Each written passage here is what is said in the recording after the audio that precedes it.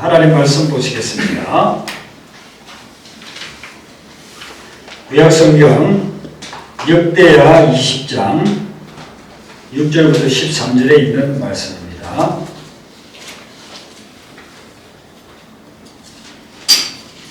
구약성경 681페이지에 있습니다.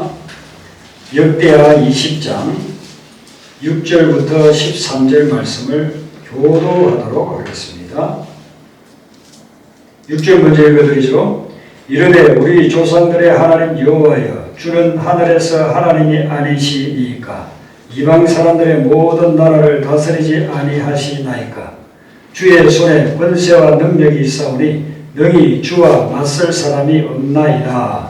우리 하나님이시여, 전에 이 땅 주민을 주의 입에서 건설하여서 쫓아내시고 그 땅을 주께서 사랑하시는 아브라함의 자손에게 영원히 주지 아니하시나이까. 그들이 이 땅에 살면서 주의 이름을 위하여 한 성소를 주를 위해 건축하고 이르기를 만일 재앙이나 난이나 병책이나 전염병이나 비들이 우리에게 임하면 주의 이름이 이 성전에 있으니 우리가 이 성전 앞과 주 앞에 서서 이 환난 가운데서 주께 부르짖는 들으시고 구원하시라 하였나이다. 옛적에 이스라엘이 애굽 땅에서 나올 때에 암몬 자손과 모압 자손과 세일산 사람들을 진노하기를 주께서 용납하지 아니하시므로 이에 돌이켜 그들을 떠나고 멸하지 아니하였거늘 이제 그들이 우리에게 하는 것을 보소서.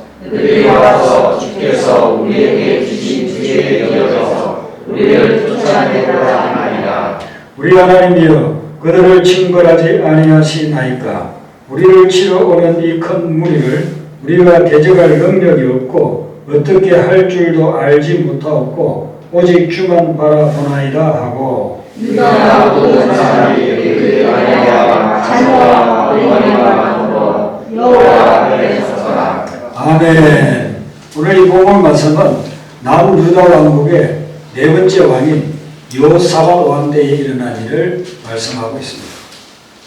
여러분들이 아는 대로 이스라엘은 통일 왕국에서 세 왕이 있었죠.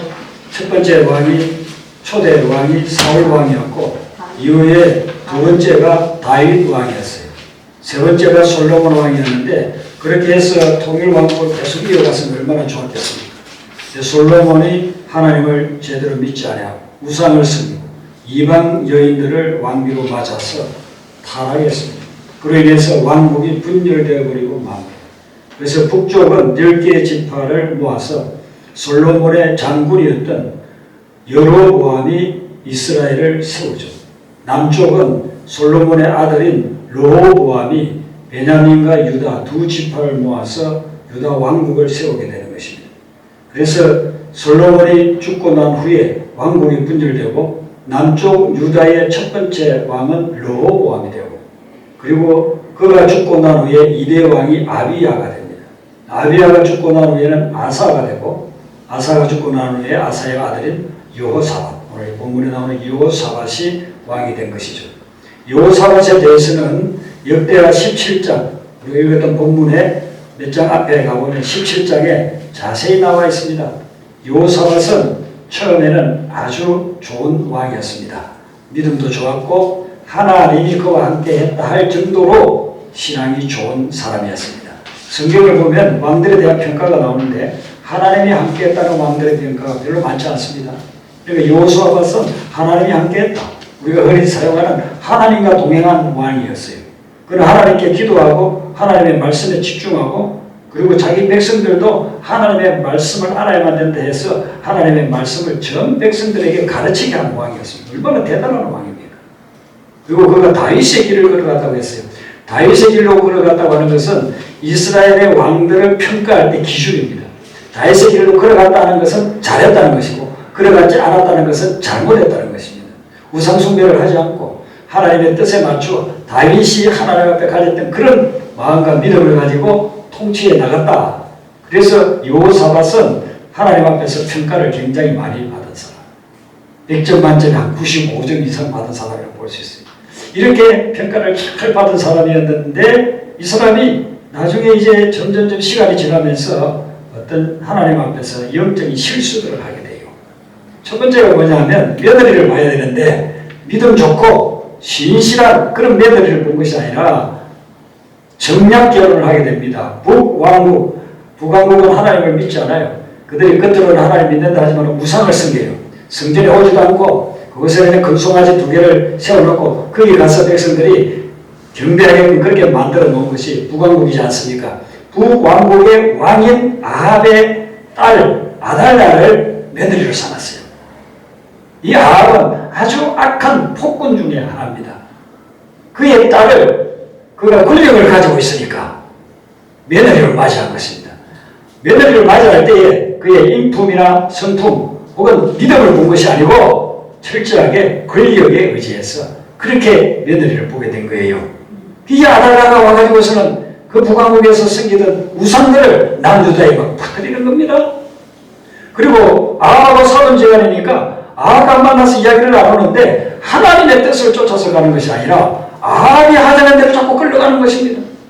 어느 날은 아합이 그럽니다. 여호사밧 왕이여 아람하고 우리 전쟁합시다. 당신하고 우리하고 사돈지간에 같이 연합해서 하면은 아람을 없애고 아람을 정복해가지고 우리가 얼마나 유익을 얻을 수 있느냐. 그 제안을 하는데 우리 하나님 뜻대로 합시다. 하나님은 원치 않는 것 같더니 하지 맙시다가 아니고 자기 사돈이 하자고 하니까 그냥 끌려가는 겁니다. 따라가는 겁니다. 그래서 군대들을 동원해가지고 전쟁에 나갔는데 아람군이 아합을 전사시키고 말아요. 조금만 잘못했으면 하나님의 은혜가 만약에 없었다고 한다면 여호사밧이 사실상 먼저 죽었어요. 그렇게 아주 혼쭐이 났습니다. 아합을 따라가가지고 아합하고 하자는 전쟁을 해서 아합은 죽고 자기도 죽을 뻔한 그런 엄청난 위기를 당한 것이죠. 경건했던 여호사밧, 백성에게까지 하나님의 말씀을 가르치고 그런 말씀에 하나님의 말씀에 경건한 왕국을 이루려고 했던 여호사밧이 왜 이렇게 됐느냐 이거죠.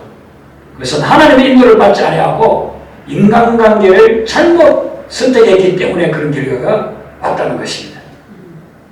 우리가 믿음의 생활하고 하나님께 기도하고 예배 열심히 드리고 또 우리가 말씀대로 살아가려고 합니다. 그런데 어떤 결정적인 순간에 나에게 어떤 세상적인 유익이 있을 것 같으면 하나님의 뜻을 쫓지 아니하고 사람의 소리를 쫓아갈 때가 있어요. 사람의 의견을 갖다 따를 때가 있어요. 그럴 때에 여호사밧과 같은 그런 결과를 가져오게 된다는 것입니다. 여러분들이 인간관계를 할 때 먼저 그 사람을 잘 분별해야 됩니다. 이분이 믿음의 사람인가 믿음의 사람이 아닌가, 이분이 정말 하나님과의 관계가 돈독한 사람인가 아닌가를 분별해야 됩니다. 우리가 만나는 모든 사람을 우리는 거부해서는 안 돼요. 다 받아들여야 돼요. 그런데 그 사람이 악한 사람이라고 한다면 변화를 시키기 위해서 받아들여야 돼요. 하나님을 믿지 않는 사람이라고 한다면 하나님을 믿게 하기 위해서 그 사람하고 관계를 맺어 나가야 됩니다. 그런데 그 사람이 하나님을 믿지도 않고 오히려 나를 악으로 끌고 갈 것 같다고 한다면 절대로 거기 따라가면 안 된다는 것입니다. 시편의 1편의 1절이 어떻게 시작이 됩니까? 복 있는 사람에 대해서 이야기하면서 복 있는 사람은 악인의 길을 쫓지 아니하며 죄인의 길에 서지 아니하며 오만한 자의 자리에 앉지 않는다고 했잖아요. 욕을 만약에 거꾸로 하게 된다면 우리는 복을 놓치게 된다는 것입니다. 여호사밧이 하나님 앞에서 경건한 삶을 살아가고 정치를 잘 나가고 나를 이끌어 가다가 사람의 소리를 듣는 거예요. 악인, 죄인, 오만한 자, 그들의 말을 따라가고 그들과 함께하고 함께 전쟁하고 그렇게 하다 보니까 그들의 삶에 엄청난 위기가 오게 된 거죠. 나라가 망할 그런 위기까지 오게 된 것입니다. 우리는 사람을 대할 때에 대개 나하고 친하면 그 사람이 좋은 걸로 그렇게 이야기합니다. 나하고 친한 사람은 좋은 사람이라고 이야기합니다. 나하고 친하지 않으면 좋은 사람이라고 하지 않는 그런 경향이 있습니다. 근데 여러분, 이 세상에 많은 사람들이 있는데 나하고 친하지 않아도 좋은 사람이 있고 나하고 친해도 아직 내가 몰라서 그렇지 좋지 않은 사람도 있어요. 지구상에 지금 80억 가량의 그런 인구가 살고 있습니다. 그 사람 중에서 나하고 친한 사람은 몇 명이나 되겠습니까? 손가락에 꼽을 정도겠죠? 가족들 제외하고 나하고 친한 흉험 없이 이렇게 나눌 만한 사람이 몇 명이나 되겠어요? 내가 알지 못하는 사람이 수도 없이 많죠. 내가 알고 있고 친하다고 생각하는 사람은 0.0001%밖에 되지 않을 것입니다.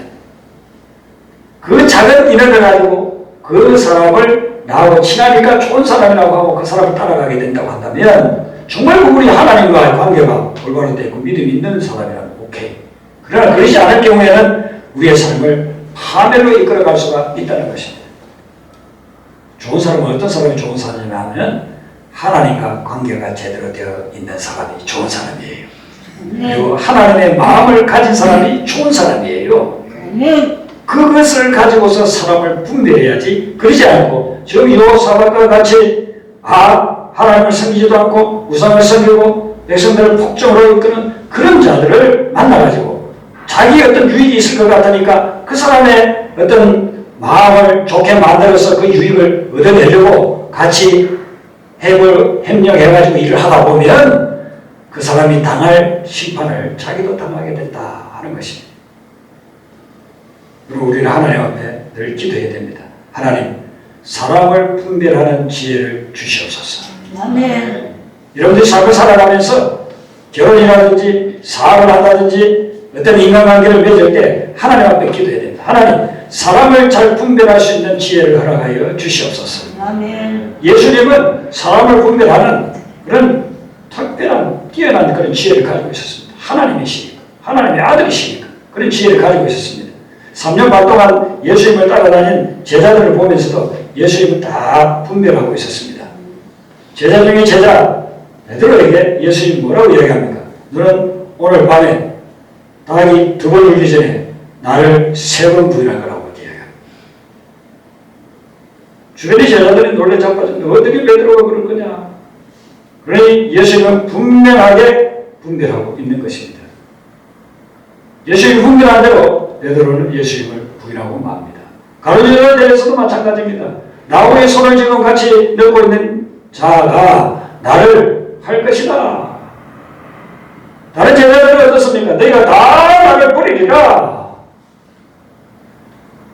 우리가 예수님의 사람 분별법을 가지고 있다고 한다면은 사람 때문에 악한 길로 가지 않을 것입니다. 사람 때문에 하나님을 거역하지 않을 것입니다. 사람 때문에 망하는 길로 가지 않을 거예요.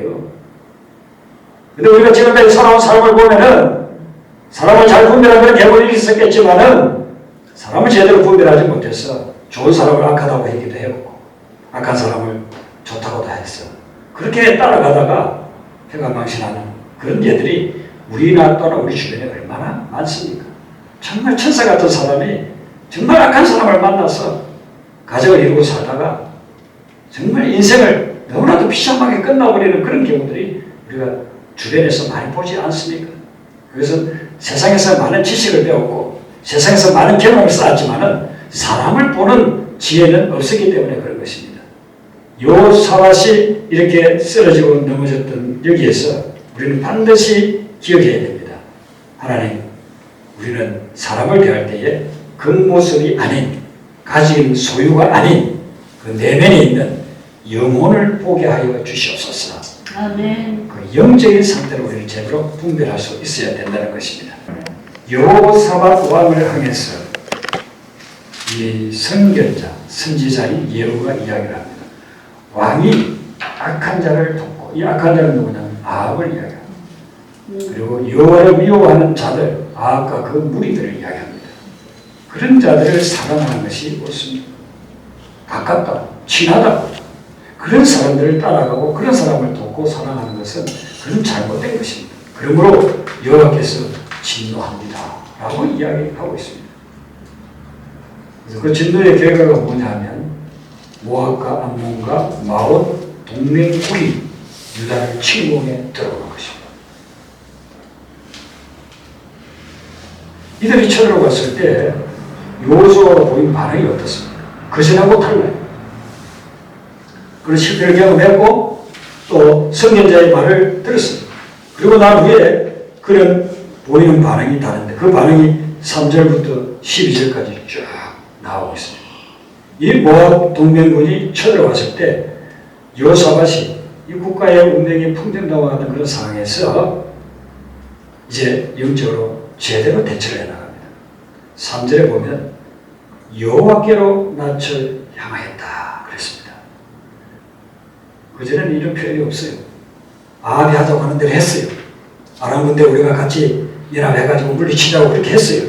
그런데 이제는 자기가 어떤 작전 세우지 않아요. 전략을 세우지 않습니다. 그리고선 여호와께로 낯을 향하여. 그리고 12절에 보면은 마지막 부분에 오직 주만 바라보나이다 그렇게 이야기합니다. 아멘. 바뀌었잖아요. 자기 힘으로 자기 능력으로 주변의 사람 끌어모아가지고 일을 해결하려고 했던 여호사밧이 이제는 오직 주만 바라보나이다 그렇게 이야기하고 있습니다. 여러분 대림절에 이 믿음이 오늘 여기에 들어있는 거예요. 오직 주님만 바라봅니다. 아멘. 이게 대림절이에요. 아멘. 우리는 대림절 절기를 12월 달에 4주 동안 드리고 있지만 지키고 있지만 사실상 우리가 1년 365일 동안 대림절에 마음을 가져야 되는 줄로 믿습니다. 아멘. 어떤 일을 당하든지 오직 주만 바라보나이다. 할렐루야. 아멘. 예수님 오실 때 이스라엘의 상황이 어땠습니까? 정치, 경제, 사회, 종교적으로 완전히 타락하고 밑바닥이었습니다. 로마 제국이 지배하고 헤롯이라고 하는 폭군이 지배했습니다. 백성들은 먹고 살게 없습니다. 종교도 타락했습니다.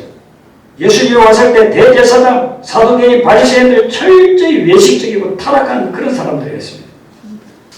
그때 그들은 주 예수의 오시 없어서 메시아의 오시 없어서 그렇게 주님을 기다리면서 기도하고 인내했던 것입니다. 여호사밧은 이걸 깨닫기까지 사실상 평생이 걸렸다고 볼 수 있습니다.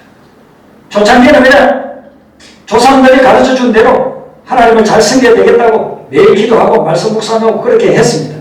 그러다가 자기 스스로 이제 자기가 결단해야 될 때가 왔을 때에는 하나님의 말씀이 아닌 사람의 악한 폭군의 말을 따라가는 그런 실수를 범하게 된 것이죠. 그리고 난 후에 그가 철저히 깨달았어요.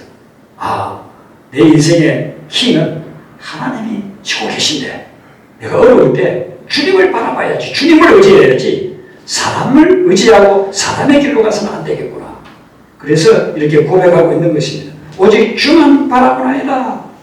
사람을 들다가 목숨을 잃었구나. 그런 위기를 당하고 난 후에 깨달은 말씀이 우리가 하나님의 말씀 66권 얼마나 말씀이 많습니까? 근데 그 말씀 중에서 정말 내가 깨달아서 생명과 같이 여기는 말씀들은요 거의 대부분이 실패를 경험하고 난 후에 깨달은 말씀이에요. 내 의지대로 내 마음대로 하려고 하다가 철저히 실패해봤어요. 그때 주어졌던 말씀, 그때 깨달았던 말씀, 이 말씀은 평생 잊지를 못하는 거예요. 아멘. 지금 여호사밧이 그런 것입니다. 자기가 위기를 당했을 때에 나에게 왜 이런 위기가 왔는가 그걸 깨달은 거예요. 그래서 하나님 앞에서 하나님 이제 주님을 바라봅니다. 주님만 바라보니 주님만 의지하오니 주님 외에는 누가 저를 도와줄 수 있겠습니까? 이 환난에서 누가 구해줄 수 있겠습니까? 12절에 좀 더 자세히 보면 이렇게 나와 있어요. 우리를 치러오는 이 큰 무리를 뭐가 동맹군이죠? 이 큰 무리를 우리가 대적할 능력이 없고 이 큰 무리를 대적할 능력이 우리에게는 없습니다. 어떻게 할 줄도 알지 못하고 전쟁을 어떻게 치러가지고 승리를 이끌지 알지도 못하겠습니다. 그러니 우리는 오직 주만 바라보나이다 그랬어요. 우리 이 앞부분에 여호사밧이 나오는 내용들을 쭉 보면은요, 여호사밧이 다스리는 유다의 군사들이 약하고 없었던 게 아니에요. 거의 110몇만의 군사가 있었어요. 우리나라 60만 대군이라고 하죠. 그래도 군사로 따지면요, 세계 10위 안에 들어요. 대단해요. 60만만 해도 10위 안에 드는데, 이 고대 국가에 110몇만의 그런 군사력을 가지고 있다고 하면 얼마나 대단합니까? 엄청난 강력이라고 볼 수 있죠. 그런데 여호사밧은 이야기해요. 우리가 이런 군사력을 가지고 있어도 하나님이 함께 해주시지 않고 하나님 도와주시지 않고 아무런 소용이 없습니다 하는 것이 여호사밧의 고백인 것이에요. 왜냐하면 자기 군사를 믿고서 싸우다가 죽을 뻔했으니까. 우리가 능력이 있고 재능이 있고 그리고 경험이 많으면요, 자기 가진 것을 자꾸 의지하게 된단 말이죠. 가난한 것이 왜 복이냐? 가난하기 때문에, 하나님만 의지하기 때문에 하나님을 통해서 놀라운 은혜들을 계속해서 공급받을 수가 있기 때문인 거예요. 아멘. 아멘. 내가 뭔가를 가지고 있으면 하나님을 의지하지 않는다고요. 60년대, 70년대에는 다 가난했잖아요. 먹을 게 없고. 제 고향교회, 제가 처음 고등학교 1학년 때 교회를 나갔는데, 거기에는요, 목사님들이 와가지고 2년 있으면 오래 있네요. 2년 있으면 오래. 3개월 있다 가신 분, 심지어는 한 2개월 있다 가신 분도 있어요. 와서 사명을 가지고 왔는데 먹고 살 수가 없는 거예요. 그 바닷가에 다 가난하고, 교인들이 뭐 헌금돼가지고 생활도 할 수도 없고, 너무 힘드니까 몇 개월 있다가, 길어야 한 1, 2년 있다가, 그렇게 수십 명이 바뀐 거예요. 그래, 내가 오늘날 얼마나 잘 삽니까? 조금만 우리가 움직여도 그래도 먹고는 살 수가 있잖아요. 가난한 시절에는 그때는 그저 하나님 앞에 나올 수밖에 없어요. 그래서 새벽에도 나오고 금요일날도 나오고 먹는 것도 없는데 또 금식하더니 금식하고 그렇게들 하나님을 의지했습니다. 근데 지금은 이제 우리가 모를 게 있잖아요. 넉넉하잖아요. 그러니까 우리가 하나님을 의지하지 않는다는 거예요. 그래서 우리가 자꾸 쓰러지는 거예요. 그래서 우리가 자꾸 영적 전투에서 패배하는 거예요. 하나님을 의지하면 이길 텐데 하나님을 의지하지 않고 내가 가진 것을 의지하는 거예요. 돈이 많은 부자는요, 누가 뭐라 해도 자기 돈 많기 때문에요. 다른 사람 의지 안 해요. 나는 돈 많은데, 뭐 코로나 바이러스가 많든 말든 나는 돈 많아. 그리고 이거 주식하면 오히려 코로나 바이러스 없을 때보다 나는 돈 더 많이 벌 수 있어. 이렇게 하고 있다고, 이렇게 하고 있다고. 사람은 내가 가진 것을 자꾸만 의지하게 됩니다. 그걸 보게 되는 것이죠. 그래서 많아질 때 진짜 조심해요. 여호사밧은 충분한 그런 군사력을 가지고 있음에도 불구하고 그걸 깨달았잖아요. 그러니까 하나님, 우리가 대적할 능력이 사실상 없습니다. 하나님 함께 안 해주면 없습니다. 어떻게 할 줄도 알지 못합니다.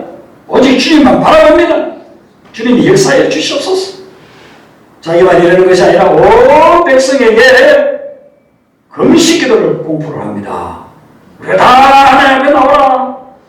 그리고 성전 앞에 백성들이 다 모으고 금식을 하는 것입니다. 13절에 나오는 이 말씀이 금식이라는 말은 없지만 3절에 있는 금식 기도를 실천한 것을 이야기하고 있습니다. 3절에는 온 유다 백성에게 금식 기도하라고 공포하매라고 나와 있잖아요. 그게 13절에 유다 모든 사람들이 그들의 아내와 자녀와 어린이와 더불어 여호와 앞에 섰더라.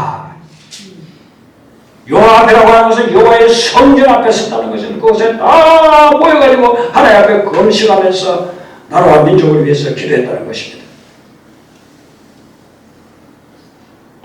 코로나 바이러스로 인해서 고통을 당하고 있는 오늘날 우리가 해야 될 일이 뭐냐면은 온 가족이, 온 성도들이 코로나 바이러스로 인해서 여기까지는 오지 못해도 각자 처소에서 집에서 마음을 합하여서 하나님 앞에 서야 될 줄로 믿습니다.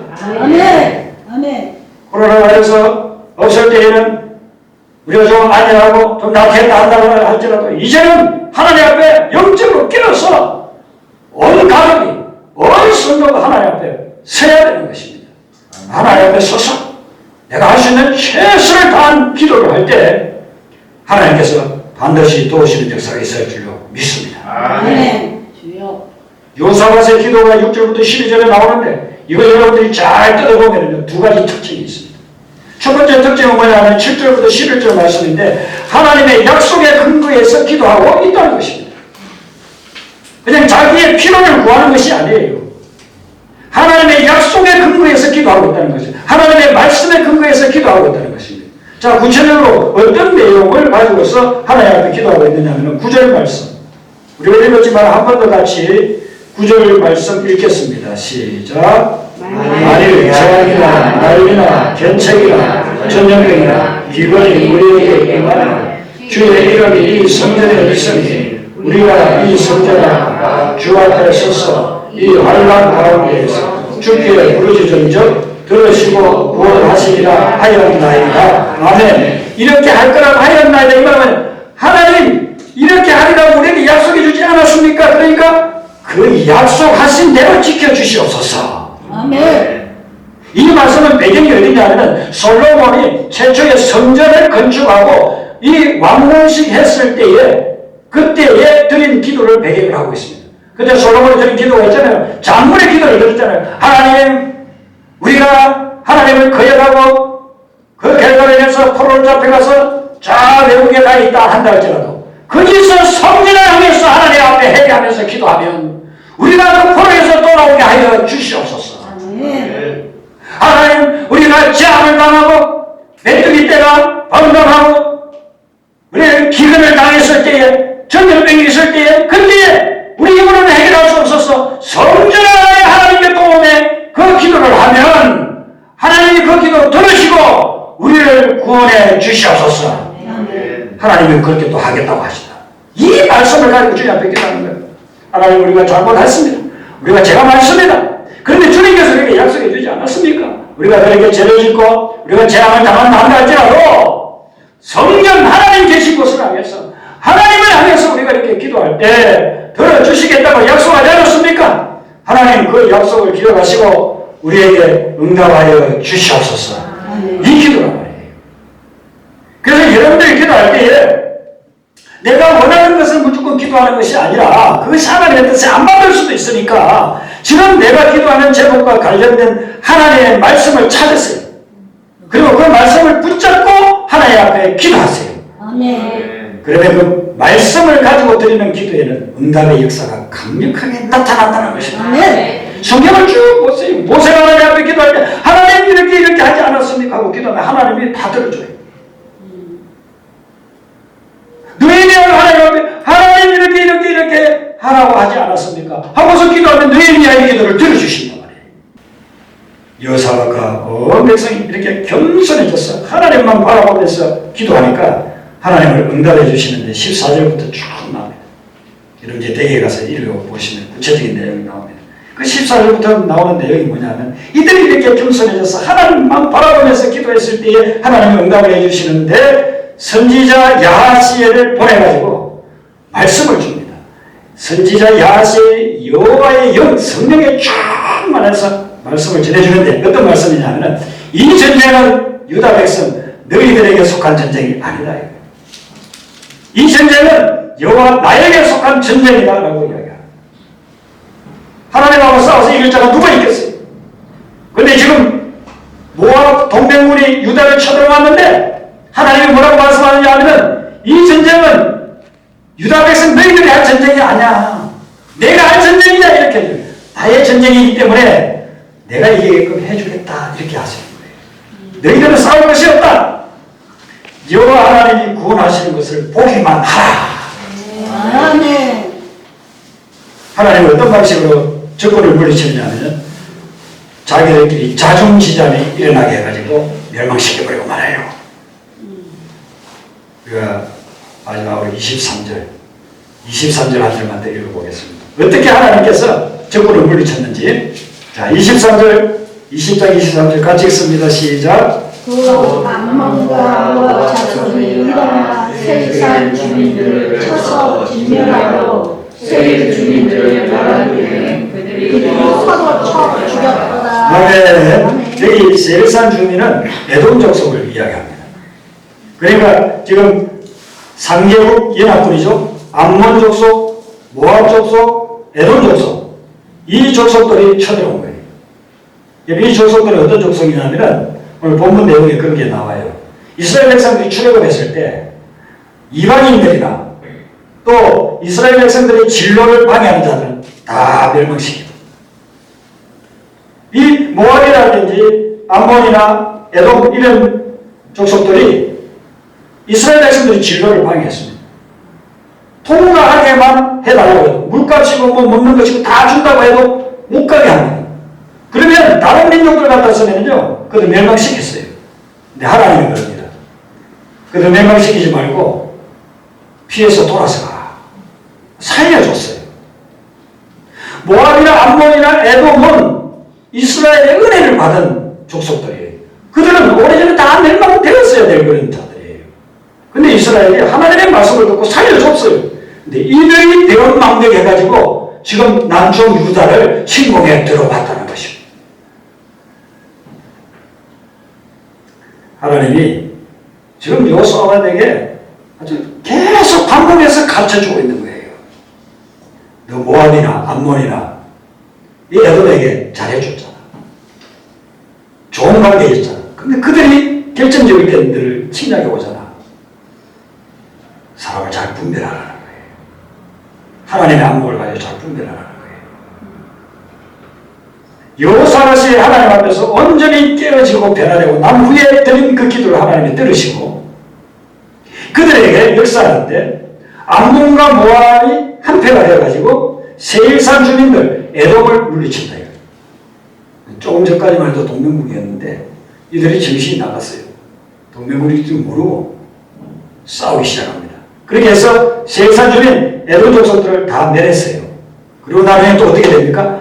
암몬과 모압 자손들끼리 또 자기들끼리 싸워가지고 죽였어요.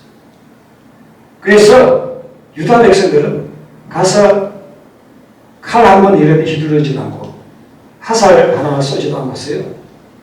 적을 다 물리쳤어요. 하나님이 물리쳐 주셨어요. 아멘. 하나님이 역사하니까 대성을 거두게 된 것입니다. 지금 우리가 엄청난 고난을 당하고 있습니다.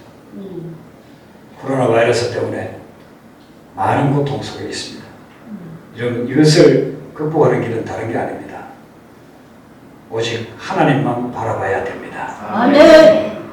나의 과거의 잘못을 하나님 앞에서 철저히 회개하고 아멘. 그리고 오직 하나님만 바라볼 때 이 코로나 바이러스를 극복해 나갈 수가 있습니다. 아멘. 만약에 우리 민족 전체가 전 세계, 온 세계 인류가 다 오늘 여호사밧과 유다 백성들이 한 것처럼 한다면 코로나 바이러스는 내일부터 없어져 버릴 것입니다. 아멘. 그런데 사람들은 얼마나 사악합니까? 하나님을 떠나서 우상을 섬기고 자기가 신이 되어서 그렇게 다 살아가고 있고 하나님 말씀 전하면 욕이나 하면서 핍박하고 그렇게 하고 있지 않습니까? 만약에 우리나라 사람들만이라도 5천만 명이 대통령으로부터 시작해가지고 모든 백성들이 우리나라까지 나와가지고 하나님 앞에 금식하면서 회개기도 한다고 한다면 한국에 있는 코로나 바이러스가 다 없어져 버릴 겁니다. 아멘. 그런데 그렇게 하지를 못하고 있다는 데 문제가 있다는 것입니다. 그래서 믿음의 사람들은 이 코로나 바이러스를 어떻게 극복해 나가느냐? 하나님만 의지하면서 하나님의 인도를 받으시길 바랍니다. 아멘. 그러면 코로나 바이러스 중에서도 여러분들 보호하실 것이고 주님께서 피를 공급해 주실 것이고 이것을 극복하게 되는 역사가 일어나게 될 줄로 믿습니다. 아멘. 하나님이 하시지 않으면 우리는 불가능한 것입니다. 주님 의지하고 주님만 바라봄으로 어떤 난관과 고난과 역경도 극복해 나가는 역사 있기를 주님의 이름으로 축원합니다.